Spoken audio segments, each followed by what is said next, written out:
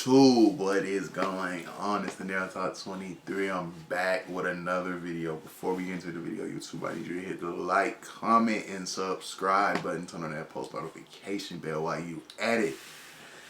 Today we got 10 American killers who were murdered in prison. Let's get straight into it.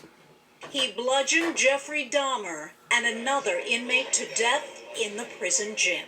Welcome to Watch Mojo, and today we're examining 10 American killers who were murdered in prison. Whitey Bulger lasted less than 24 hours after being transferred to that high-security prison in West Virginia. For this list, we'll be looking at American killers who were themselves killed by other inmates while serving time. Which of these stories do you find most interesting? Let us know in the comments. Leroy Martin. Family man Leroy Martin was working at a textile mill in South Carolina when he embarked on his killing spree. Between May 1967 and February 1968, Martin abducted and killed 4 females, 2 of whom were teenagers. And I was getting a little eerie feeling as we got deeper in the woods, and finally one of the deputies said, "Here she is," and she was covered up with some brush. Martin became known as the Gaffney Strangler. Gaffney being the small town in which the killings occurred. Tell the sheriff his boys better catch me real soon, or I'm gonna take me another one. Why don't you just turn yourself in? Nah, y'all gonna have to hunt me down and shoot me dead like the dog I am. He was eventually arrested in February 1968 and given 4 life sentences, 1 for each of his victims. Martin was serving time in the state's Central Correctional Institution when he was stabbed and killed by another inmate named Kenneth Rumsey. Donald Leroy Evans. We don't know much about the crimes of Donald Leroy Evans. What we do know is that his killings occurred between 1985 and 1991, the latter year being when he was finally arrested. Evans targeted people at parks and public rest stops, and he has been officially linked to 3 deaths. However, he later confessed to killing over 70 people throughout the country. While claims like this are often taken with a grain of salt, authorities were able to link his information to various cold cases, which lends credibility to his confession. Although many people are skeptical of Evans' claims, they are now listening to him. Just recently, Evans called a Biloxi reporter from prison and gave names, dates, and places in the disappearance of at least 3 girls. Evans was given the death penalty in Mississippi, but he was stabbed to death by another inmate before he could be executed. Edwin Caprat. This man has the somewhat bizarre moniker, the Granny Killer, owing to the advanced ages of his victims. Edwin Caprat killed 6 people between 1991 and 1993. He would often harass elderly individuals with threatening phone calls and commit acts of arson. Some of his victims were found beaten to death, with some subsequently consumed by the fires that he'd started. Caprat was eventually arrested and confessed to the killings, leading to a conviction of first-degree murder. While on death row at Florida State Prison, both Caprat and a man named Charles Street were stabbed to death by inmates Mario Lara and Rigoberto Sanchez Velasco. This mistake is costing Amazon Prime shoppers big. Are you still using Prime? Because at this point, it's the dinosaur model. Roger Kibbe. This furniture salesman and novice skydiver terrorized the Sacramento area for 10 years between 1977 and 1987. In that time, Roger Kibbe would often prowl California's Interstate 5, leading to his nickname, the I-5 Strangler. During his reign of terror, any woman driving I-5 at night was warned to be extra cautious. Kibbe would often kidnap his victims near the freeway, bind them with parachute cord, and duct tape their mouths closed. He would then assault his victims before strangling them with the cord. It's believed that Kibbe killed at least 8 people, and he was eventually arrested and given life in prison.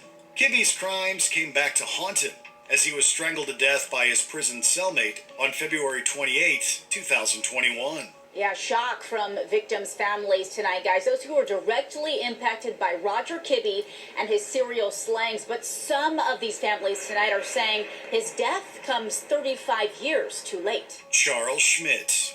The Pied Piper of Tucson was initially on a good path.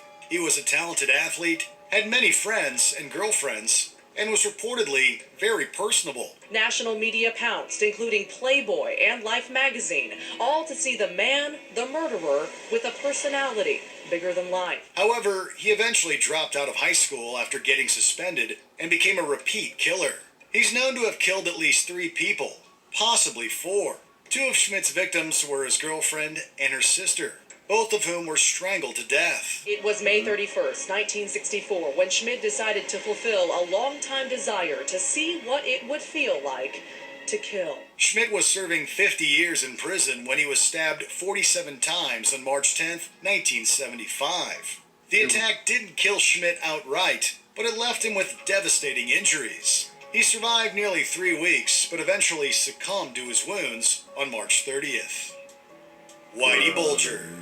More than a killer, Whitey Bulger was a crime boss who ran the Winter Hill Gang of Massachusetts. At the age of 14, Bulger had his first brush with the law, arrested, and setting up a lifetime of being on the wrong side of the law.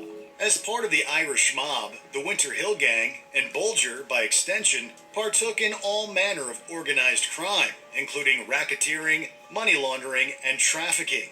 And yes, homicide. At one point, Bulger was the FBI's second most wanted fugitive, only behind Osama bin Laden.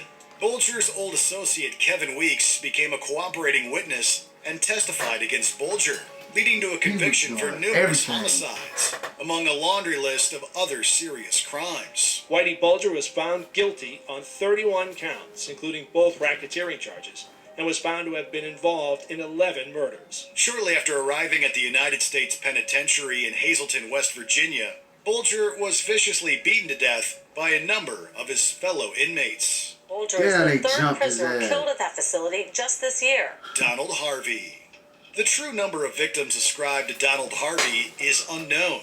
Between 1970 and 1987, the Angel of Death worked as a hospital orderly and killed anywhere between 37 and 87 people.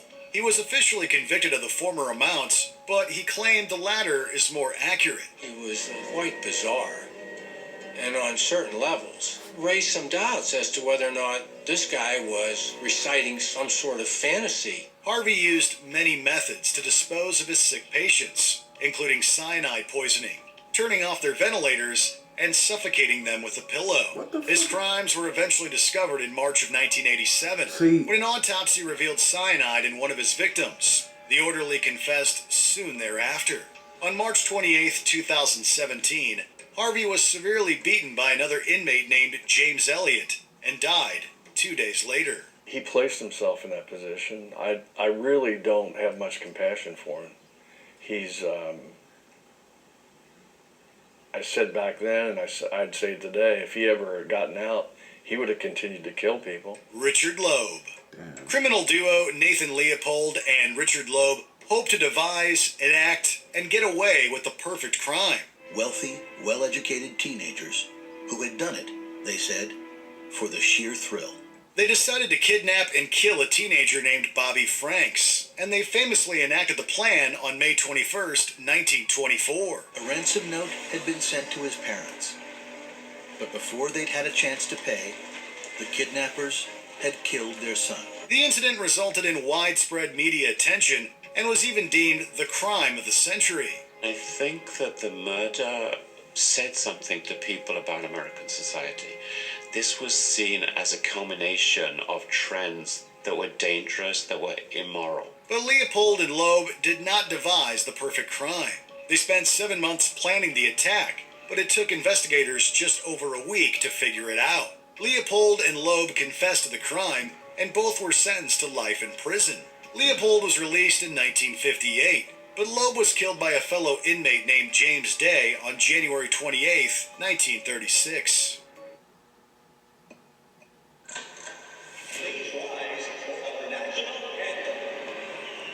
This Mahmoud thing has really touched on some nerves.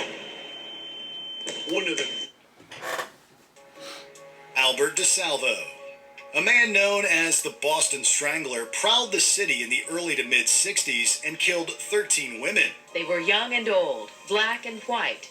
As the number of victims grew, police became more and more frustrated. While no one knows for sure, these crimes are largely attributed to Albert DeSalvo. DeSalvo confessed to the killings, but the revelation remains controversial and disputed. However, DNA officially linked DeSalvo to one of the Boston Stranglers' victims in 2013, lending credence to the possibility that he killed all 13. It would appear to definitively determine, in fact, that Albert DeSalvo was the killer of Mary Sullivan. In November 1973, DeSalvo was stabbed and killed while serving life for assault. While he was never officially convicted, the primary suspect in the stabbing is a Winter Hill Gang associate named Robert Wilson. Before we continue, be sure to subscribe to our channel and ring the bell to get notified about our latest videos. You have the option to be notified for occasional videos or all of them. If you're on your phone, make sure you go into your settings and switch on notifications. Oh yeah, he got executed after Jeffrey Dahmer. Perhaps the most infamous serial killer in American history, Jeffrey Dahmer killed 17 people throughout his life, with 16 of these killings occurring between 1987 and 1991. The majority of those murders happened in an apartment near the Marquette campus. Dahmer was officially captured on the night of July 22, 1991, and was given 16 life sentences. He served his time in Wisconsin's Columbia Correctional Institution, where he came into contact with a man named Christopher Scarver. Scarver was also serving life for killing a man in 1990. On November 28, 1994, Dahmer was cleaning the prison gym with Scarver when Scarver bludgeoned him with a metal bar. To many, including Dahmer's own attorney, it comes as little surprise. I wasn't shocked because I thought that Jeffrey Dahmer would end up this way. He succumbed to his injuries soon after, and Scarver told a prison guard that God had given him the mission to kill Dahmer. At his first court appearance, Scarver entered the courtroom singing. Rain or shine, sharing our dreams. Bro, what? They should have added that into the Netflix. That would have been funny. He coming into prison like Lamar singing. If you don't know who Lamar is, YGMF. You should know what that is. But YouTube, if you're rocking with the channel, leave me a like, comment, and subscribe. Catch me on the next one.